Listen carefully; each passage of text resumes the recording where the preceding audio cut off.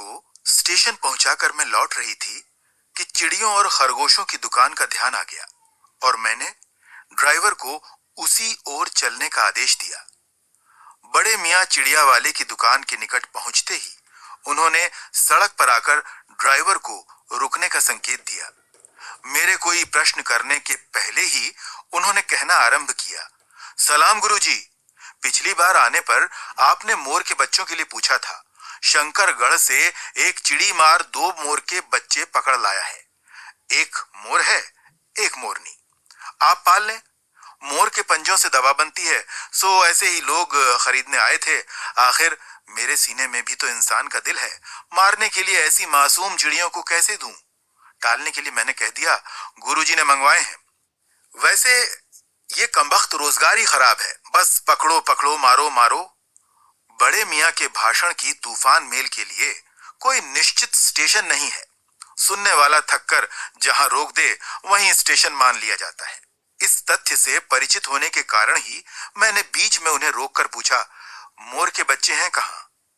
बड़े मियाँ के हाथ के संकेत का अनुसरण करते हुए मेरी दृष्टि एक तार के छोटे से पिंजड़े तक पहुंची, जिसमें तीतरों के समान 2 बच्चे बैठे थे। पिंजड़ा इतना संकीर्ण था कि वे पक्षी शावक जाली के गोल फ्रेम में किसी जड़े चित्र जैसे लग रहे थे। पृष्ठ संख्या 109। मेरे निरीक्षण के साथ साथ बड़े मियाँ की भाषण मेल चली जा रही थी। ईमान कसम, गुरुजी, चिड़ी मार ने मुझसे इस मोर के जोड़े के नकद 30 रुपए लिए हैं। बारहा कहा, भाई जरा सोच तो, अभी इनमें मोर की कोई खासियत भी है कि तू इतनी बड़ी कीमत ही मांगने चला? पर वह मूजी क्यों सुनने लगा? आपका ख्याल करके अछता पछता कर देना ही पड़ा। अब आप जो मुनासिब समझे। अस्तु 30 चिड़ी मार के नाम के और 5 बड़े मियाँ के ईमान के देकर जब मैंने वह छोटा पिंजड़ा कार में रखा, तब मानो वह जाली के चौखटे का चित्र जीवित हो गया। दोनों पक्षी शावकों के छटपटाने से लगता था मानो पिंजड़ा ही सजीव और उड़ने योग्य हो गया है। घर पहुंचने पर सब कहने लगे, तीतर हैं, मोर कहकर ठग लिया है। कदाचित अनेक बार ठगे जाने के कारण ही ठगे जाने की बात मेरे चिढ़ जाने की दुर्बलता बन गई है। अब प्रसन्न होकर मैंने कहा, मोर के क्या सुरखाब के पर लगे हैं? है तो पक्षी ही। चिढ़ा दिया जाने के कारण ही संभवतः उन दोनों पक्षियों के प्रति मेरे व्यवहार और यत्न में कुछ विशेषता आ गई। पहले अपने पढ़ने लिखने के कमरे में उनका पिंजड़ा रखकर उसका दरवाजा खोला, फिर 2 कटोरों में सत्तू की छोटी छोटी गोलियां और पानी रखा। वे दोनों चूहेदानी जैसे पिंजड़े से निकलकर कमरे में मानो खो गए। कभी मेज के नीचे घुस गए, कभी अलमारी के पीछे। अंत में इस लुका छिपी से थक कर उन्होंने मेरे रद्दी कागजों की टोकरी को अपने नए बसेरे का गौरव प्रदान किया। 2-4 दिन वे इसी प्रकार दिन में इधर उधर गुप्तवास करते और रात में रद्दी की टोकरी में प्रकट होते रहे। फिर आश्वस्त हो जाने पर कभी मेरी मेज पर, कभी कुर्सी पर और कभी मेरे सिर पर अचानक आविर्भूत होने लगे। खिड़कियों में तो जाली लगी थी, पर दरवाजा मुझे निरंतर बंद रखना पड़ता था। खुला रहने पर चित्रा, मेरी बिल्ली, इन नवागंतुकों का पता लगा सकती थी और तब उसके शोध का क्या परिणाम होता, यह अनुमान करना कठिन नहीं है। वैसे वह चूहों पर भी आक्रमण नहीं करती, परंतु यहाँ तो 2 सर्वथा अपरिचित पक्षियों की अनधिकार चेष्टा का प्रश्न था। उसके लिए दरवाजा बंद रहे और ये दोनों उसकी दृष्टि में ऐरे गैरे मेरी मेज को अपना सिंहासन बना लें, यह स्थिति चित्रा जैसी अभिमानिनी मार्जारी के लिए असह्य ही कही जाएगी। पृष्ठ संख्या 110। जब मेरे कमरे का कायाकल्प चिड़ियाखाने के रूप में होने लगा, तब मैंने बड़ी कठिनाई से दोनों चिड़ियों को पकड़कर जाली के बड़े घर में पहुंचाया, जो मेरे जीव जंतुओं का सामान्य निवास है। दोनों नवागंतुकों ने पहले से रहने वालों में वैसा ही कुतूहल जगाया जैसा नववधू के आगमन पर परिवार में स्वाभाविक है। लक्का कबूतर नाचना छोड़कर दौड़ पड़े। उनके चारों ओर घूम घूम कर गुटुरगू गुटुरगू की रागिनी अलापने लगे। बड़े खरगोश सभ्य सभासदों के समान क्रम से बैठकर गंभीर भाव से उनका निरीक्षण करने लगे। ऊन की गेंद जैसे छोटे खरगोश उनके चारों ओर उछल कूद मचाने लगे। तोते मानो भली भांति देखने के लिए एक आंख बंद करके उनका परीक्षण करने लगे। उस दिन मेरे चिड़ियाघर में मानो भूचाल आ गया। धीरे धीरे दोनों मोर के बच्चे बढ़ने लगे। उनका कायाकल्प वैसा ही क्रमशः और रंगमय था जैसा इल्ली से तितली का बनना। मोर के सिर की कलगी और सघन, ऊंची तथा चमकीली हो गई। चोंच अधिक बंकिम और पैनी हो गई। गोल आंखों में इंद्रनील की नीलाभ द्युति झलकने लगी। लंबी नील हरित ग्रीवा की हर भंगिमा में धूप छाही तरंगें उठने गिरने लगी। दक्षिण वाम दोनों पंखों में सलेटी और सफेद आलेखन स्पष्ट होने लगे। पूंछ लंबी हुई और उसके पंखों पर चंद्रिकाओं के इंद्रधनुषी रंग उद्दीप्त हो उठे। रंग रहित पैरों को गर्वीली गति ने एक नई गरिमा से रंजित कर दिया। उसका गर्दन ऊंची कर देखना, विशेष भंगिमा के साथ उसे नीची कर दाना चुगना, पानी पीना, टेढ़ी कर शब्द सुनना आदि क्रियाओं में जो सुकुमारता और सौंदर्य था, उसका अनुभव देखकर ही किया जा सकता है। गति का चित्र नहीं आंका जा सकता। मोरनी का विकास मोर के समान, परंतु अपनी लंबी धूप छाही गर्दन, हवा में चंचल कलगी, पंखों की श्याम श्वेत पत्रलेखा, मंथर गति आदि से वह भी मोर की उपयुक्त सहचारिणी होने का प्रमाण देने लगी। पृष्ठ संख्या 111।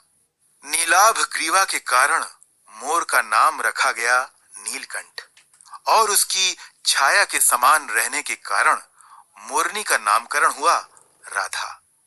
मुझे स्वयं ज्ञात नहीं कि कब नीलकंठ ने अपने आप को चिड़ियाघर के निवासी जीव जंतुओं का सेनापति और संरक्षक नियुक्त कर लिया। सवेरे ही वह सब खरगोश, कबूतर आदि की सेना एकत्र कर उस ओर ले जाता जहां दाना दिया जाता है और घूम घूम कर मानो सबकी रखवाली करता रहता। किसी ने कुछ गड़बड़ की और वह अपने तीखे चंचु प्रहार से उसे दंड देने दौड़ा। खरगोश के छोटे बच्चों को वह चोंच से उनके कान पकड़कर ऊपर उठा लेता था और जब तक वे आर्त क्रंदन न करने लगते उन्हें अधर में लटकाए रखता। कभी कभी उसकी पैनी चोंच से खरगोश के बच्चों का कर्णवेध संस्कार हो जाता था, पर वे फिर कभी उसे क्रोधित होने का अवसर न देते थे। दंड विधान के समान ही उन जीव जंतुओं के प्रति उसका प्रेम भी असाधारण था। प्रायः वह मिट्टी में पंख फैलाकर बैठ जाता और वे सब उसकी लंबी पूंछ और सघन पंखों में छुआ छुअल सा खेलते रहते थे। पृष्ठ संख्या 112। ऐसी ही किसी स्थिति में एक सांप जाली के भीतर पहुंच गया। सब जीव जंतु भागकर इधर उधर छिप गए। केवल एक शिशु खरगोश सांप की पकड़ में आ गया। निगलने के प्रयास में सांप ने उसका आधा पिछला शरीर तो मुंह में दबा रखा था, शेष आधा जो बाहर था उससे चींची का स्वर भी इतना तीव्र नहीं निकल सकता था कि किसी को स्पष्ट सुनाई दे सके। नीलकंठ दूर ऊपर झूले में सो रहा था। उसी के चौकन्ने कानों ने उस मंद स्वर की व्यथा पहचानी और वह पूंछ पंख समेटकर सर से एक झपट्टे में नीचे आ गया। संभवतः अपनी सहज चेतना से ही उसने समझ लिया होगा कि सांप के फन पर चोंच मारने से खरगोश भी घायल हो सकता है। उसने सांप को फन के पास पंजों से दबाया और फिर चोंच से इतने प्रहार किए कि वह अधमरा हो गया। पकड़ ढीली पड़ते ही खरगोश का बच्चा मुख से निकल तो आया, परंतु निश्चेष्ट सा वहीं पड़ा रहा। राधा ने सहायता देने की आवश्यकता नहीं समझी, परंतु अपनी मंद केका से किसी असामान्य घटना की सूचना सब ओर प्रसारित कर दी। माली पहुंचा, फिर हम सब पहुंचे। नीलकंठ जब सांप के 2 खंड कर चुका, तब उस शिशु खरगोश के पास गया और रात भर उसे पंखों के नीचे रखे उष्णता देता रहा। कार्तिकेय ने अपने युद्ध वाहन के लिए मयूर को क्यों चुना होगा? यह उस पक्षी का रूप और स्वभाव देखकर समझ में आ जाता है। मयूर कला प्रिय वीर पक्षी है, हिंसक मात्र नहीं। इसी से उसे बाज, चील आदि की श्रेणी में नहीं रखा जा सकता, जिनका जीवन ही क्रूर कर्म है। नीलकंठ में उसकी जातिगत विशेषताएं तो थी ही, उनका मानवीकरण भी हो गया था। मेघों की सांवली छाया में अपने इंद्रधनुष के गुच्छे जैसे पंखों को मंडलाकार बनाकर जब वह नाचता था, तब उस नृत्य में एक सहजात लयताल रहता था। आगे पीछे, दाहिने बाएं क्रम से घूमकर वह किसी अलक्ष्य सम पर ठहर ठहर जाता था। राधा नीलकंठ के समान नहीं नाच सकती थी, परंतु उसकी गति में भी एक छंद रहता था। वह नृत्यमग्न नीलकंठ की दाहिनी ओर के पंख को छूती हुई बाईं ओर निकल आती थी और बाएं पंख को स्पर्श कर दाहिनी ओर।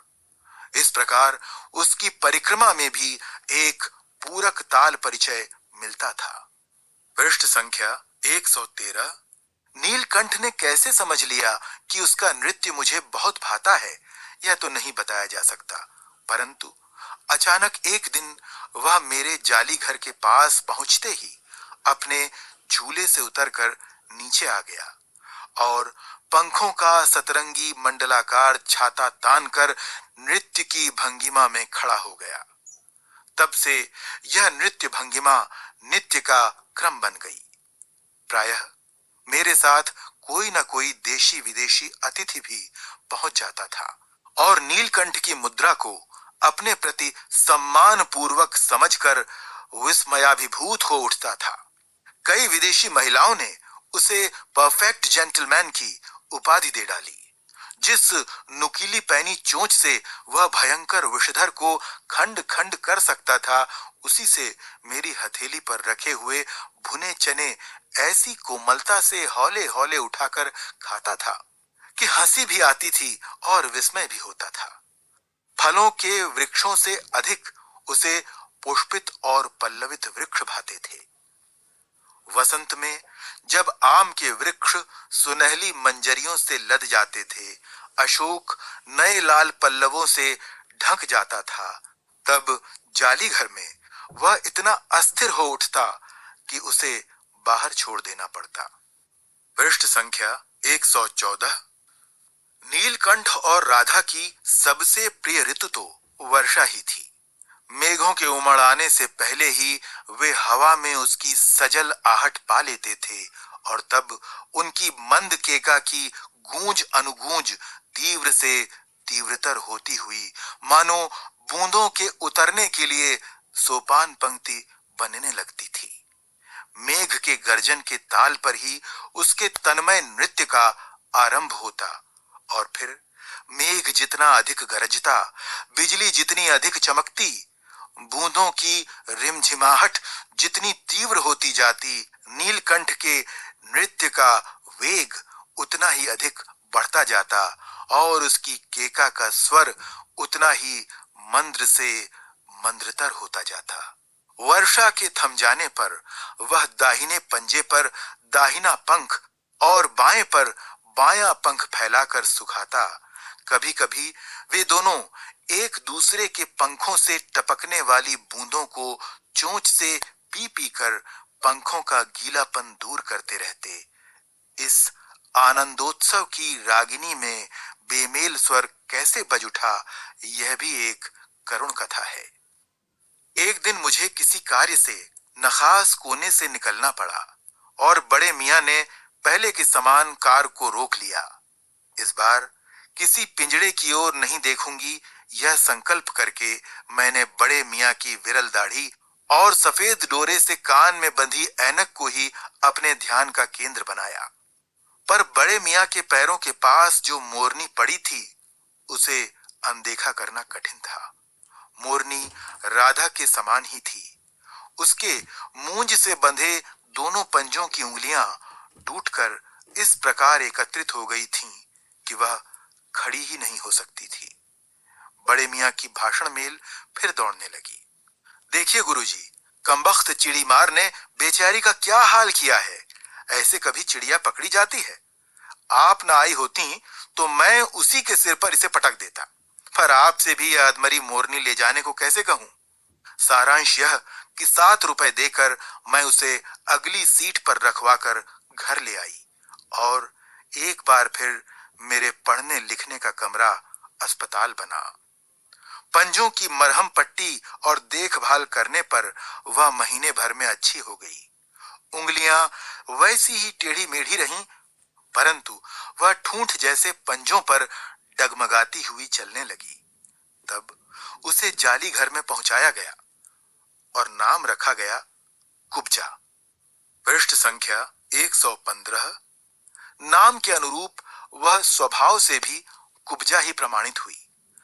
अब तक नीलकंठ और राधा साथ रहते थे। अब कुब्जा उन्हें साथ देखते ही मारने दौड़ती। चोंच से मार मार कर उसने राधा की कलगी नोच डाली, पंख नोच डाले। कठिनाई यह थी कि नीलकंठ उससे दूर भागता था और वह उसके साथ रहना चाहती थी। न किसी जीव जंतु से उसकी मित्रता थी, न वह किसी को नीलकंठ के समीप आने देना चाहती थी। उसी बीच राधा ने 2 अंडे दिए, जिनको वह पंखों में छिपाए बैठी रहती थी। पता चलते ही कुब्जा ने चोंच मार मार कर राधा को ढकेल दिया और फिर अंडे फोड़कर ठूंठ जैसे पैरों से सब ओर छितरा दिए। इस कलह कोलाहल से और उससे भी अधिक राधा की दूरी से बेचारे नीलकंठ की प्रसन्नता का अंत हो गया। कई बार वह जाली के घर से निकल भागा।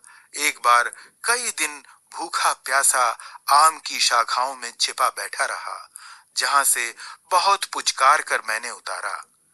एक बार मेरी खिड़की के शेड पर छिपा रहा। मेरे दाना देने जाने पर वह सदा की भांति पंखों को मंडलाकार बनाकर खड़ा हो जाता था, पर उसकी चाल में थकावट और आंखों में एक शून्यता रहती थी। अपनी अनुभवहीनता के कारण ही मैं आशा करती रही कि थोड़े दिन बाद सब में मेल हो जाएगा। अंत में 3-4 मास के उपरांत एक दिन सवेरे जाकर देखा कि नीलकंठ पूंछ पंख फैलाए धरती पर उसी प्रकार बैठा हुआ है जैसे खरगोश के बच्चों को पंखों में छिपाकर बैठता था। मेरे पुकारने पर भी उसके न उठने पर संदेह हुआ। वास्तव में नीलकंठ मर गया था। क्यों का उत्तर तो अब तक नहीं मिल सका है। न उसे कोई बीमारी हुई, न उसके रंग बिरंगे फूलों के स्तबक जैसे शरीर पर किसी चोट का चिन्ह मिला। मैं अपने शाल में लपेटकर उसे संगम ले गई। जब गंगा की बीच धार में उसे प्रवाहित किया गया, तब उसके पंखों की चंद्रिकाओं से बिंबित प्रतिबिंबित होकर गंगा का चौड़ा पाट एक विशाल मयूर के समान तरंगित हो उठा। नीलकंठ के न रहने पर राधा तो निश्चेष्ट सी कई दिन कोने में बैठी रही। पृष्ठ संख्या 116। वह कई बार भाग कर लौट आया था, अतः वह प्रतीक्षा के भाव से द्वार पर दृष्टि लगाए रहती थी। पर कुब्जा ने कोलाहल के साथ खोज ढूंढ आरंभ की। खोज के क्रम में वह प्रायः जाली का दरवाजा खुलते ही बाहर निकल आती थी और आम, अशोक, कचनार आदि की शाखाओं में नीलकंठ को ढूंढती रहती थी। एक दिन आम से उतरी ही थी कि कजली नाम की अल्सेशियन कुत्ती सामने पड़ गई। स्वभाव के अनुसार उसने कजली पर भी चोंच से प्रहार किया। परिणामतः कजली के 2 दांत उसकी गर्दन पर लग गए। इस बार उसका कलह कोलाहल और द्वेष प्रेम भरा जीवन बचाया न जा सका, परंतु इन 3 पक्षियों ने मुझे पक्षी प्रकृति की विभिन्नता का जो परिचय दिया है, वह मेरे लिए विशेष महत्व रखता है। राधा अब प्रतीक्षा में ही दुकेली है। आषाढ़ में जब आकाश मेघाच्छन्न हो जाता है, तब वह कभी ऊंचे झूले पर और कभी अशोक की डाल पर अपनी केका को तीव्रतर करके नीलकंठ को बुलाती रहती है। लेखिका महादेवी वर्मा।